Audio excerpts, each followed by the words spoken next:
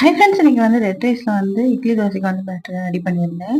Already வந்து போட்டிருக்கேன். Ratio கொஞ்சம் மாறும். அப்புறம் வந்து இப்போலாம் இட்லி ரைஸ்லேயே கொஞ்சம் ஆட் பண்ணுறதே இல்லை. எல்லாமே வந்து நம்ம நார்மல் ரைஸ் வைப்போம்ல, அதே போட்டு அதிலே இட்லி நல்லா தான் வருதுன்னு சொல்லிட்டு போடுறது. ஒன்று வந்து கொஞ்சம் லார்ஜ் குவான்டிட்டியாக பண்ணுவோம், இல்லைன்னா கொஞ்சம் ஸ்மாலாக தோண்டு ஒரு நாளைக்கு வர மாதிரி பண்ணுவோம். இந்த கொஞ்சம் மீடியம் வந்து 2 நாளைக்கு வர மாதிரி பண்ணுவோம்னு சொல்லி தான் பண்ணேன். ரெட் ரைஸ் வந்து 2 டம்ளர் எடுத்துக்கிட்டேன். அதுக்கப்புறம் வந்து 1/2 டம்ளர் வந்து பச்சரிசி, 1/2 டம்ளர் வந்து நம்ம நார்மல் ரைஸ் எடுத்துக்கிட்டேன். அவ்வளோதான். அவல்லாம் தட்டி சேர்க்கல. நல்லா வந்து ஒரு 5 மணி நேரம் ஊற வச்சிருச்சு. கூட வந்து உளுந்து வந்து 1 டம்ளர் போட்டு, அப்புறம் வெந்தயம் வந்து 1 ஸ்பூன் போட்டு அதையும் ஊற வச்சுட்டேன். ஃபர்ஸ்ட் வந்து உளுந்தை வந்து நல்லா ஆட்டி எடுத்தாச்சு. அதுக்கப்புறம் வந்து இந்த ரெட் ரைஸையும் போட்டு நல்லா வந்து மாவாட்டி எடுத்துட்டேன். 8 மணி நேரம் நல்லா புளிக்க வச்சேன். நல்லா வந்து புஷ்ஷுன்னு வந்துருச்சு. அது ஃபஸ்ட்டு வந்து இட்லி தான் செய்வோம்.